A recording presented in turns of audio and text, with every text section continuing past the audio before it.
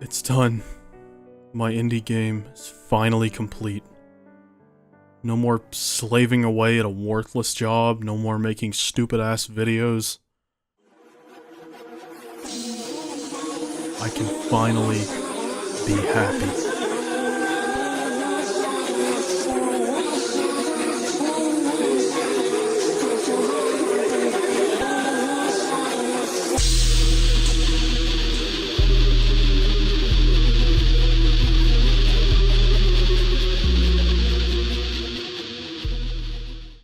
A month and a half. That's a new record for me. A month and a half of nothing so brazenly retarded enough to get me to sit down in front of my computer and speak into this microphone for 7 minutes. It was wonderful. I started going on walks. I picked up my old hobby of digital artwork. I even found myself falling in love with porn all over again by watching Alex Adams fuck some idiot on a different monitor than my typical one.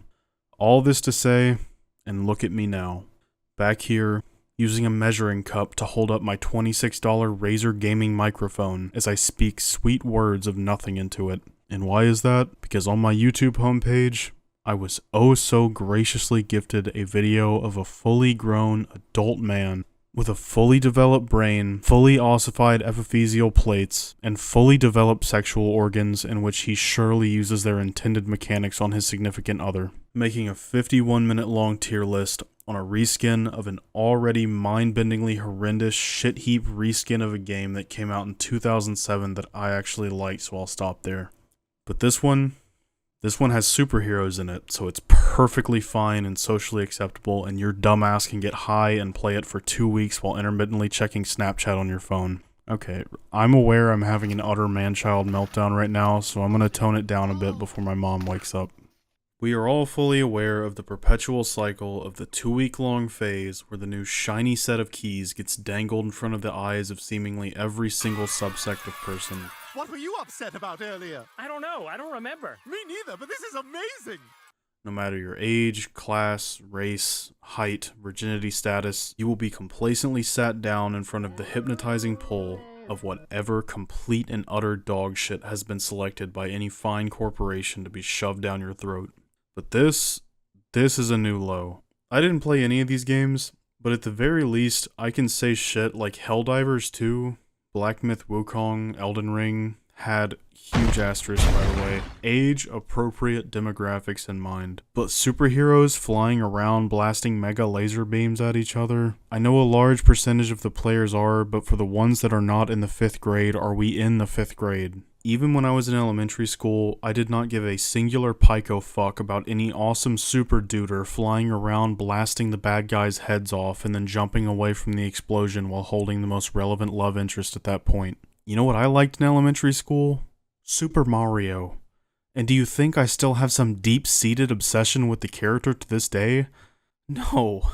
That would be fucking stupid. But here we are today, with every single grown man you know so deeply invested into the idea of taking control of their favorite superhero to team up as a super squad and smile all night long while blasting enemy superheroes out of the sky. I guess the average person can also just directly relate to the superhero they're playing as they view themselves as a superhero in their own little story, overcoming the remedial challenges life faces, like having to choose between which of their 4 situationships to take to the next level, or dealing with the monthly friend that switches up on them in their staggeringly large social circle. But I mean, the point of any game is to actually play it, unless you're some incel that plays games where you toss cards around the screen. So how does the game actually feel to play? Well, thankfully for me, this will take a total of 3 seconds out of my busy ass day to explain.